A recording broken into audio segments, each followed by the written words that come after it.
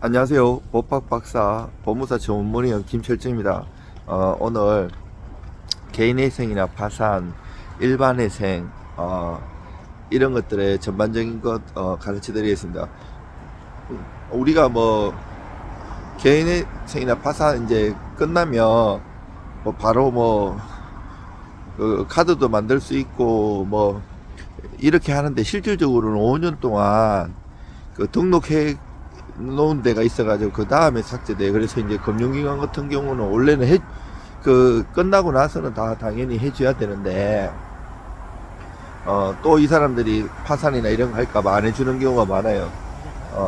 그런 게 있다는 걸 알아두시고, 그렇더라도 이제 뭐 열심히 살다 보면 또 회생이나 파산 할 일이 좀 생겨요. 일반 회생은 10년 동안 갚는 거고, 개인 회생은 그 담보부 같은 경우 15, 무담보는 10억까지.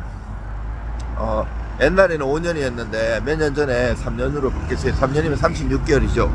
물론 조기 상환하는 2년짜리도 있어요. 있고, 그거는 이제 특이한 거고, 또 5년 넘는 것도 있고 여러 가지가 있어요. 그리고 이제 파산 같은 경우도 개인 파산이 있고 법인 파산이 있고요. 그리고 이제 여러 가지 제도가 있지만, 그거 말고 뭐 워크아웃이라든지 패스트트랙 뭐 이런 것도 많이 있어요. 그런 것들은 이제 예약해 가지고 상담 받고 그 기간에 가고. 근데 그런 것들은 걔들하고 협약을 체결한 금융기관 채권만 돼요. 여러 가지 또 문제가 있고, 이제 비용은 싸요. 신청하면 5만원 정도면 그쪽에서 해주고 이러는데, 그런 것보다 이제 개인 회생이나 개인 파산 이런 걸 통해 갖고 깨끗이 처리하는 것도 좋고요. 또 만약에 보통 이제 7년 이내에 또 재신청하면 안 받아줘요. 물론 예외가 있어요.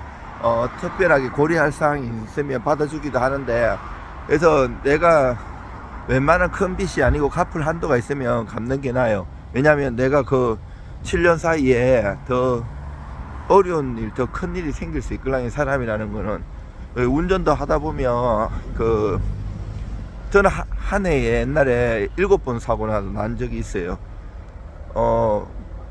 법무사가 아니었으면 뭐 이런 보험 사기로 걸릴 수도 있어요. 이거 보험 사기 아니야. 그 대신 보험금 청구는 안 했어요.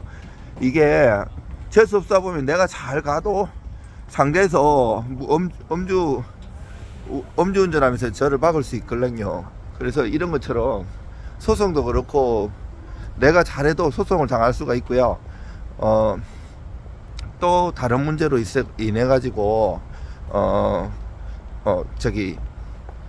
빚을 질 수가 있어요. 사기를 당할 수도 있고 여러 가지 때 그때마다 계속 연속해 갖고 개인회생이나 파산할 수 있는 게 아니기 때문에 자기가 능력되는 한도 있으면, 이게 뭐 제대로 하면 아무 불이익이 없다고 하지만 그거는 이제 일반적인 얘기고, 실질적으로는 불이익이 다 있을 수 있어요. 그러니까 그런 거를 조심하셔야 돼요. 조심하셔야 되고, 여러분들 항상 힘내시길 바라고요. 이게 제도마다 되게 많이 특이한 것들이 많아요. 근데 이제 이런 것을 많이 모르는 사람한테 이제 이걸 신청을 해버리면 나중에 사무실이 없어질 수도 있고, 송달이 안 돼가지고 많이 곤란한 경우가 있어요. 예를 들면 그 개인회생 같은 것도, 만약 예를 들어서 3년 동안 이렇게 개인회생 인가돼갖고 분할 변제하고 있는데, 내가 직장을 잃을 수가 있어요. 뭐 계속 그 회사가 뭐 요즘 삼성전자도 어렵고 모든 회사가 어려운데, 특히 중소기업이든 뭐든 하다가 어려울 수가 있는데, 이때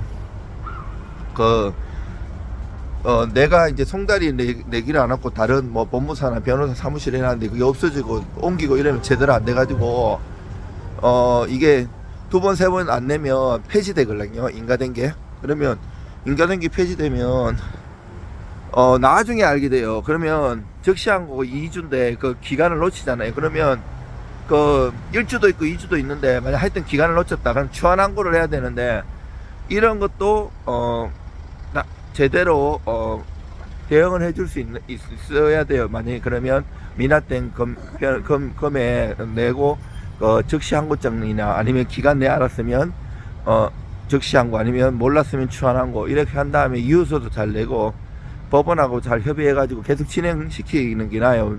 왜냐하면 새로 또 처음부터 하면 너무 가혹하잖아요. 그리고 뭐 특별 면책이다. 만약에 내가 개인회생 일을 하고 있다가 암이 걸리거나 여러 가지 사유로 아플 수도 있고 이럴 수도 있잖아요. 이러면 특별 면책 제도를 이용하든 아니면 또 뭐 특이한 것들이 많아요. 만약에 또 개인회생이나 파산하고 있는 과정에서도 채권자 집회를 여는데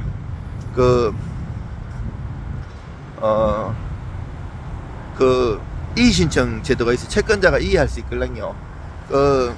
비면책 채권이라고 있어요. 뭐 불법 행위로 인한 거, 상해 이런 거라든지 사기 이런 거. 그래서 돈 못 받으면 사기죄로 고소를 해가지고 그걸 형사화 시켜가지고 비면책 채권으로 만드는 경우도 많아요. 그래서 또 이럴 때는 또 뭐 개인회생 변제계약을 내 갖고 낸다든지 여러 가지 또 공격과 방어 제도가 있는데 여기는 지금 목동역이에요. 목동 서울남부지방법원, 서울남부 지방검찰청이 여기 있어요. 서울남부 지방법무사에도 여기 있고 오늘도 날씨가 엄청 쌀쌀하네요.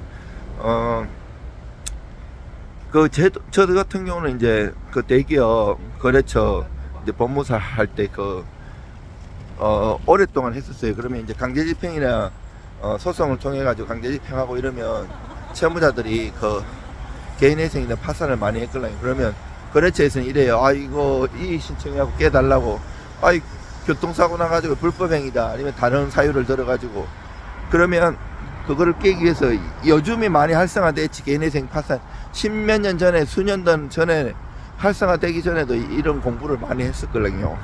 그래가지고 창과 방패 역할을 다 해봤기 때문에 어떻게 하면 이거를 깰 수 있는지 제가 잘 알고 있습니다. 그래서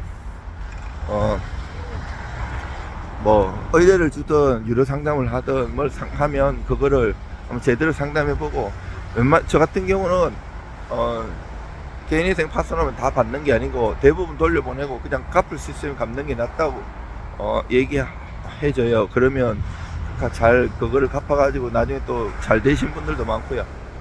무조건 한다고 능성하네요. 개인회생 인가돼도 그걸 다 변제하는 것도 쉽지도 않고 여러 가지 문제도 생길 수가 있거든요. 그래서 여러분들 항상 무슨 제도가 있고 뭐가 하면 그 공부도 하고 상담을 받아야 되지만 전문적으로 내가 이것을 해가지고 유리한지 불리한지 이런 거를 잘 선택해 가지고 잘 준비를 하셔야 돼요. 그리고 여러분들 힘내시고요. 오늘은 이만 하겠습니다. 이상 법학박사 법무사 전문의원 김철중입니다.